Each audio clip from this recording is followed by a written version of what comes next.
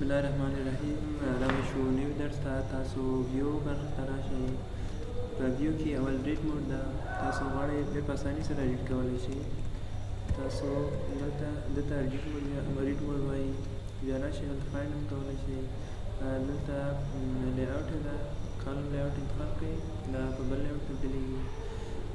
تاسو ایډیټ کولی شئ په کیبورډ ته. هماغه اصلي حالت هم بیایي. نیویګیشن پین ده، دلته یو ځای راغلی دی. پکې پیج هم وي، ریزلټ هم وي او عنوانونه هم وي. مثلا کوم عنوان ته چې غواړئ لاړ شئ، یا راشئ دلته دا بند کړم، دلته به راشم. کامنټ هم کړی، کامنټ یې وګورئ. کالمو اندازه غواړئ کمه زیاته کړئ.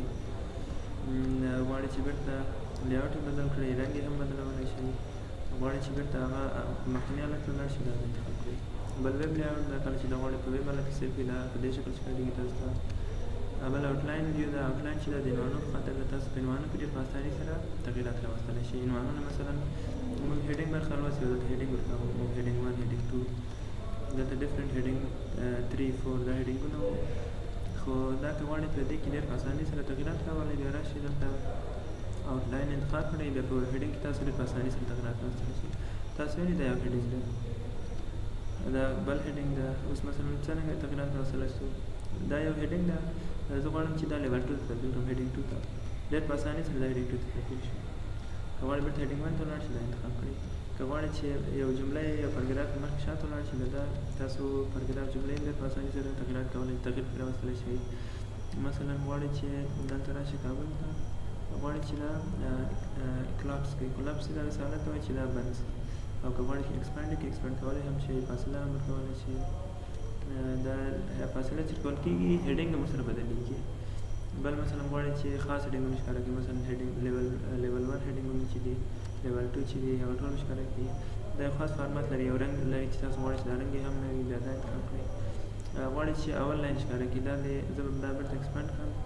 تاسو ویلي چې دا مکمل پاراګراف ده. زه غواړم چې د هر پاراګراف اوله جمله راشي. تاسو ویلي د هر پاراګراف اوله جمله راغله.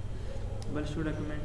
تاسو غواړئ چې د افغانستان سره له کابل سره د دې تر څنګ یو بل ډاکومنټ هم جوړ شي او د سره وصل شي.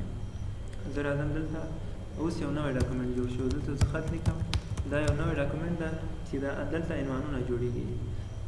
اوس نوی ډاکومنټ جوړېږي دې تر څنګ. که غواړئ چې بل ډاکومنټ جوړ کړئ، بیا هم درته وایي لینک یې له منځه ولاړ شي که لینک ورسره وي.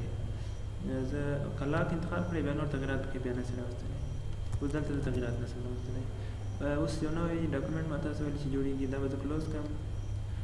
دا هیډینګونه دلته پیدا شو. دا اوس لینک دی. دا چیرې لینک دی، ما تاسو ویل چې نوی فایل جوړېږي. را به شو دلته تاسو ویلي د کابل په نوم باندې دلته یو نوی ډاکومنټ جوړ شو. هماغه شیان چې ما هلته لیکلي وو هغه دلته هم راغلي. دا د آوټلاین برخه وه. را به شو ویو ته. بل ډرافټ ده. ډرافټ څه لپاره ده؟ تاسو که په خط کې عکسونه ډېر زیات وي او یا شیپونه ډېر زیات وي، بیا له ډرافټ حالت څخه استفاده وکړئ. زه به راشم دا یو عادي عکس واخلم، ټایټ مې انتخاب کړم. تاسو ویو ته راشئ، زه به ډرافټ حالت انتخاب کړم. عکسونه زیات دي، هلته په ډرافټ حالت کې عکسونه نه راځي. تاسو په خط کې تنها تغییرات راولئ. راشئ ډرافټ انتخاب کړئ، اوس دلته تغییرات اضافه کړئ. کله چې ډرافټ حالت بېرته پرنټ لی اوټ انتخاب کړئ، هماغه خط به هم راسي او عکس نور شیان هم بېرته خپل عادي حالت کې راشي. بل رولر ده، خطکش ته وایي. خطکش دې په خاطر ده چې تاسو خط شاوخوا مخکې کړئ. راشئ پاراګراف له خط انتخاب کړئ، په دې باندې مارجین یې کمولی او زیاتولی شئ. بل ګریډ لاین دی. دا یو خاص خطونه دي چې تاسو بیا په دې صورت باندې تاسو کولی شئ چې خط سم ولیکئ د منظمتیا په خاطر. که غواړئ چې دا نه وي، بیا ګریډ لاینز فرق کړئ. نیویګیشن پین ده، هماغه په ریډ موډ کې هم دلته پیج مکمل دي، هیډینګونه مکمل راځي تاسو ته. که سرچ وکړئ، بیا ریزلټ هم راځي تاسو ته. زوم ده. تاسو راشئ 200% 100% ده له دې ځایه هم کولی شئ. دا زوم په څه شي تاثیر وکړي؟ په صفحې په بر تاثیر وکړي، که په ټکس زیات کړي دلته، که مکمل صفحې باندې تاثیر وکړي. مثلا زه غواړم په ټکس ویډ باندې تاثیر وکړي، په تاثیر یې په ټکس ویډ وکړو. که غواړئ چې نور برخو تاثیر وکړي، بیا دلته انتخاب کړئ، بیا هماغه برخه انتخاب کړئ. که غواړئ چې منی پیج راشي، بیا به صفحې په ډېر کوچني شکل تاسو ته ټولې راشي.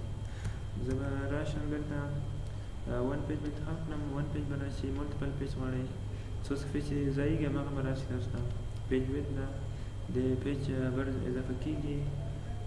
بل را به شم نیو وینډو ته. په نیو وینډو کې همدغه ډاکومنټ په بل وینډو کې خلاصېږي. تاسو وینئ چې ما سره دوه وینډوګانې دي، یوه دا د یوه دا.